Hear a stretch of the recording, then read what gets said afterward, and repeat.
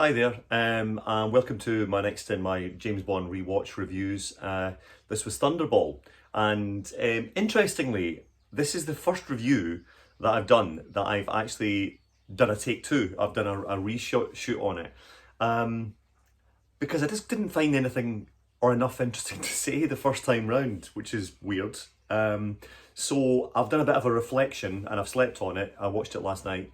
I've decided to do it again, just to see if there's something else came up in my head. So, Thunderball, yeah, it's a big epic movie. It was billed as being the biggest, the best, and the bold. Look up, look up, look down. I can't even remember what the tagline was for it, but it was along those lines, and it certainly was sold as being the biggest Bond movie, and it probably was the most expensive Bond movie that they'd made at that point. It did incredibly well at the box office. And to all intents and purposes, it's a bit of a classic Bond. Does it stand up many, many years on, 1965? Well, let's see. It starts very boldly. It starts off with a brand new gun barrel. Up to this point in the first three movies, the gun barrel didn't even have the actor playing Bond in the gun barrel. It was Bob Simmons, the stuntman, who played Bond in the gun barrel. And of course, this was the first Bond that was shot in 16:9 ratio. So it's in full widescreen. And it looks fantastic, and it does a great job, and it's good to have that have Sean Connery in the gun barrel, and bizarre to think that he wasn't even in the Goldfinger one, but yeah, so we've got a great start, and we've got a great pre-title sequence. It really works well, the whole Jacques Bouvard funeral, the cross-dressing thing works really well. It's very sort of spy-based, it works on that level. It has a kind of very sort of espionage feel to it. And it's a great fight, and of course the jetpack. This was what kids of my generation thought we were getting. We thought we were getting jetpacks. We got Facebook and Instagram. Yeah, that's the same thing. We wanted jetpacks. Where's my jetpack? Anyway, jetpack. How did he get it up there? I assume he flew his jetpack up onto the roof to hide it there. But didn't anyone notice? It's not exactly stealth. It's quite noticeable. It makes a lot of noise. So he got the jetpack up there and makes his escape that way. So that's the only thing I've always thought. How the hell did he get it up there? He can't have carted it up. That would have been a complete and utter waste of time. But yeah, who cares? He made a great getaway. Good to see the Aston Martin DB5 again, with gadgets, and then into the title sequence. Great song. Thunderball has a fantastic song. Sung by Tom Jones, and it's an okay title sequence, a bit pedestrian. I think Maurice Binder probably finding his feet with these title sequences in terms of the tone and the style he was going to adopt as the films progressed, as the series went on. Because this basically is just silhouetted women swimming, really, and it sort of emphasises the underwater theme that was going to play a big part in the movie. Now, I'm not going to go through a lot of Thunderball because there are a few major looming points, and the first one is actually that why I have problems with Thunderball is they're bizarre because it's a good plot. Stealing nuclear bombs, okay, fair enough, that's not the plot of the century, but the manner in which they do it is really well done. Getting the double of Derval to get plastic surgery so that he can replace Derval and steal the plane to get the bombs. The whole stuff about Big Ben chiming 7 times at 6 o'clock. Again, it's all very film noir, it's all very espionage, it works well, I like that kind of stuff. Sending Bond off to the Bahamas to a very luxurious location. He was going to go to Canada first of all. Not the same really, is it? So the whole thing, the premise of it works really well. And the premise of Spectre works really well. We have that first Spectre scene, and it's the first time we're seeing the expanding world of Spectre. In From Russia With Love and in Dr. No, Spectre, they're certainly not low-key, but they seem to be a much bigger organisation by Thunderball. They seem to be much more active in terms of the world of crime and extortion. And we have this wonderful scene with all the Spectre agents, but it's hard to watch that now because obviously it's been parodied so well in films like Austin Powers. I just couldn't stop thinking when Number 9 is electrocuted in his seat. And I love the way Adolfo Celli just sits there doing paperwork while he's getting executed. It's quite cool, I like that. Quite ruthless. And But whenever I see number 9 being electrocuted, I just can't stop thinking of Will Ferrell when Dr. Evil sends him into the pit below, and he doesn't quite die, and they keep trying to kill him, and he doesn't die, and it's hilarious. And unfortunately with Thunderball, that you kind of get that reference quite heavily. Thunderball as a film looks fantastic. It's beautiful, and on the Blu-ray that I've got, it looked amazing. I got a brand new Ultra 4K television last week, and it has a stunningly beautiful look. It works really, really well. The whole film looks gorgeous. It's really well made, really well shot. And the film is punctuated by some lovely little moments. It's got some great bits.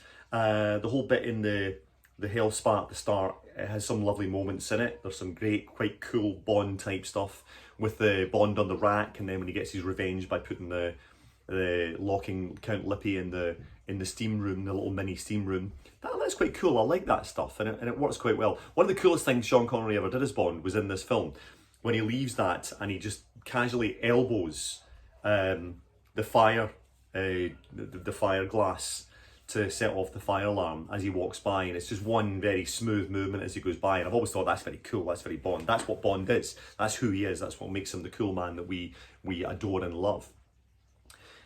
But we've got this whole big picture, and when you look at Thunderball as a whole, the problem with it is it's all very one tone, it's all very one note.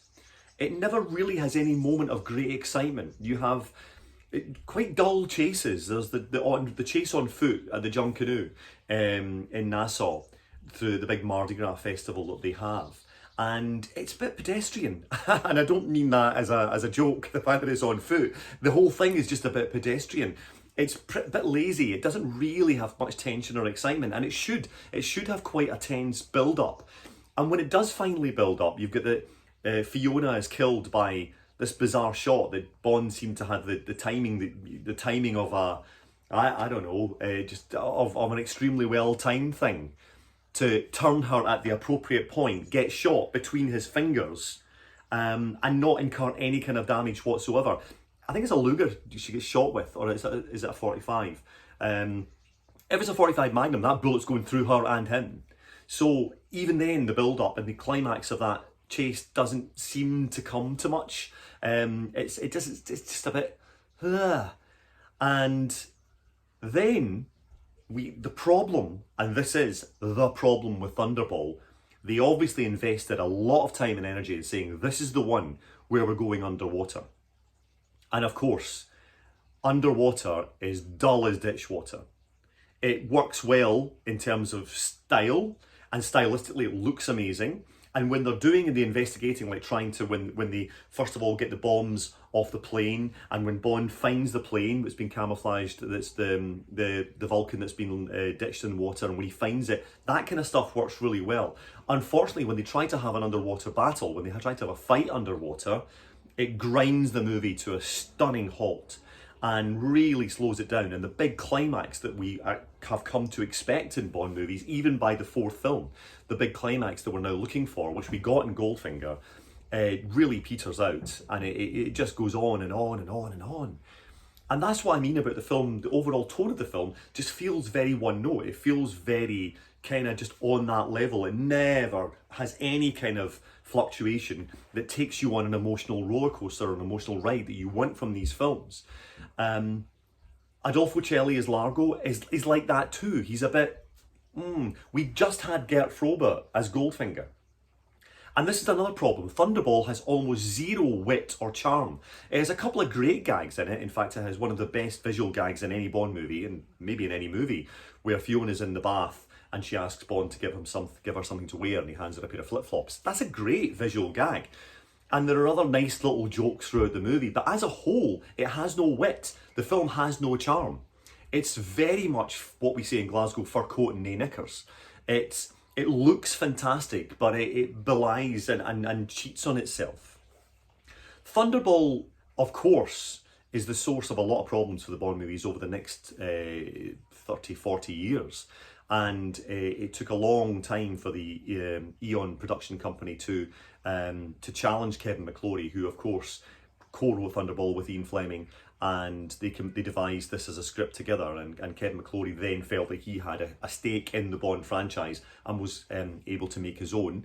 This was always challenged, but of course because he owned Thunderball, he got to remake it. So yeah, this film was made, not the best, a bit boring, bit pedestrian, and they remade it in 1983, and it's worse. Never Say Never Again is worse than Thunderball in not every way, but in most ways. And it just doesn't cut it. And if you're going to remake a Bond movie, you don't remake the dullest one, really.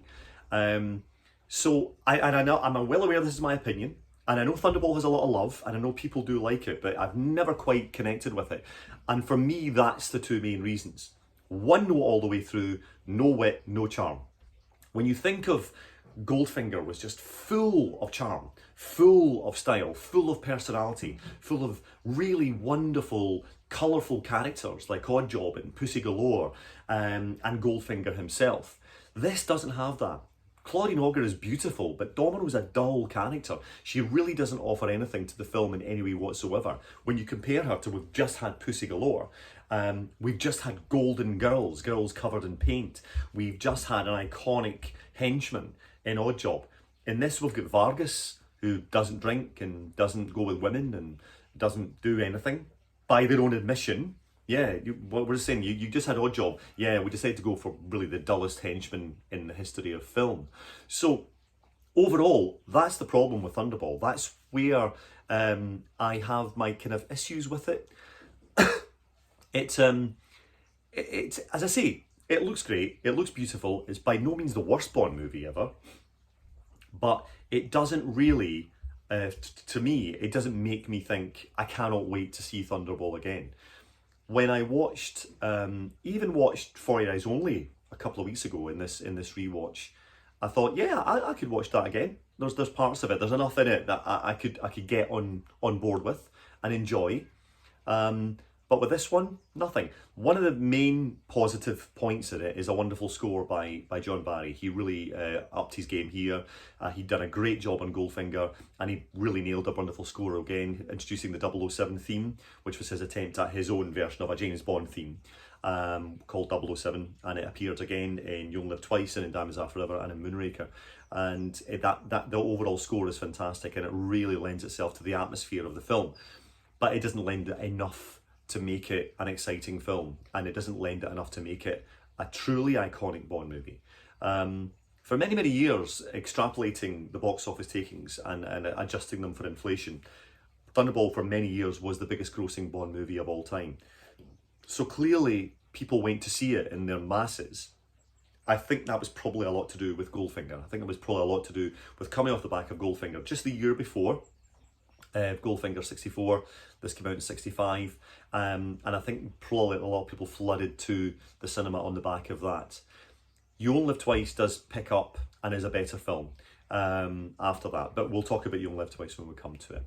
So I think that's kind of it. The finale is so weak. There's some awful green screen at the end, and some driving of a boat traveling at speed. The Disco Volante, once it ejects itself from the cocoon, is going along at great speed along the water. And there's some driving that defies all the laws of physics that seem to evade rocks that were just right there. So some pretty poor work on that, given the amount of money they spent on it. It was almost like they got to the end and thought, well, we don't have enough for a climax here, we better come up with something. And they chucked some cheap green screen in there. So overall, it probably is one of these films that gets about a 6 out of 10. There's enough to get it pass marks.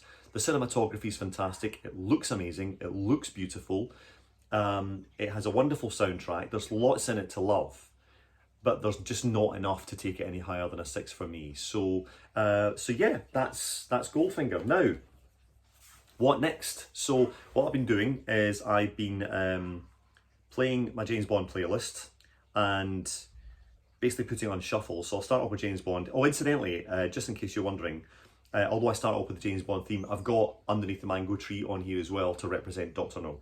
So let's see. So I'll start off with the James Bond theme and see where we're going next. The Living Daylights. Timothy Dalton, another Bond, a new Bond. So, yes, it's a big favourite of mine. I like Living Daylights, so I'm looking forward to that. So that'll be my next review. Thanks very much for listening. Sorry it wasn't a more positive one, but we can't all be winners. So if you enjoy these reviews and the stuff I do on YouTube, please subscribe. Just click the little button down there and tell other people about it and tell your Bond fan friends about it. And please tell me what you think in the comments. If you disagree vehemently and you think Thunderball is the best Bond movie ever made and should have won 20 Oscars and a Nobel Prize, then please let me know. I'd like to know what it is about it that you enjoy so much, and any of the other films that I am reviewing in this is one of James Bond, building up to No Time to Die. So thanks very much for listening. It's been a pleasure, and we'll see you next time. Living Daylights, coming soon.